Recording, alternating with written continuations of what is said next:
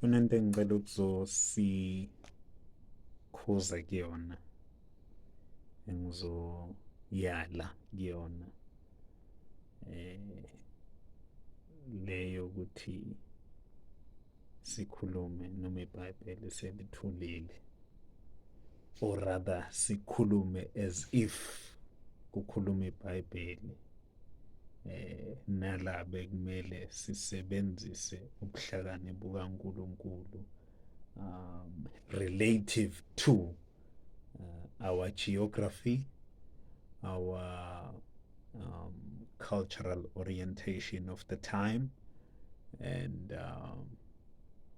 yeah, nangokwabantu esidila nabo as leaders.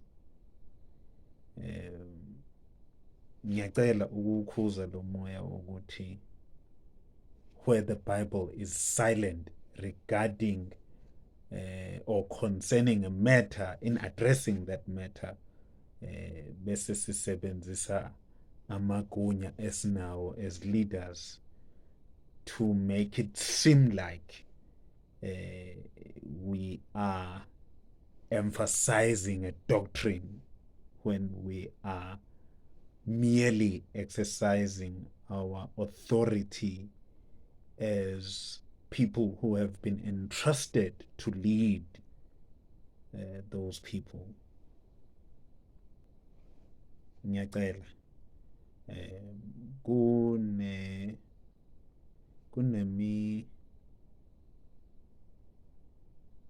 kunezinto iBhayibheli elithulile ngazo, not because zivumelekile, mhlambe futhi ezinye not because azivumelekanga.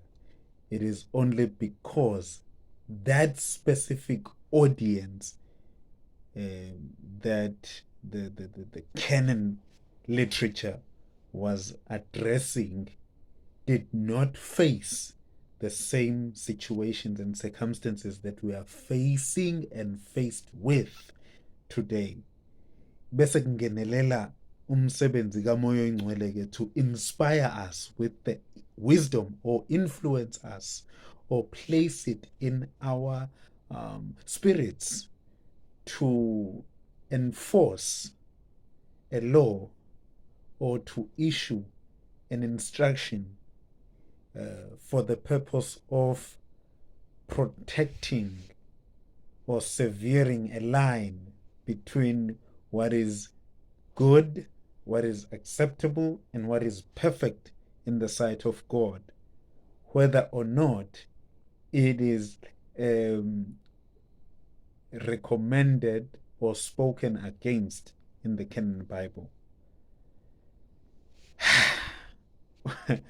What I'm trying to say is, asingenzi sengathi we are communicating a commandment of God, nala bekufanele sisho njengoPaul ukuthi I, not the Lord. He was not wrong for saying that, and ukuthi I and not the Lord, abakwa-theology sebengayigqokisa ke bathi it became a canon literature because it is included in the canon Bible. No, he was an apostle and he exercised his authority in protecting or rebuking or admonishing or exhorting his children in the Lord. That's all. Yinto ekumele ngabe nathi siyayenza as leaders in the 21st century church, not ukwenza sengathi our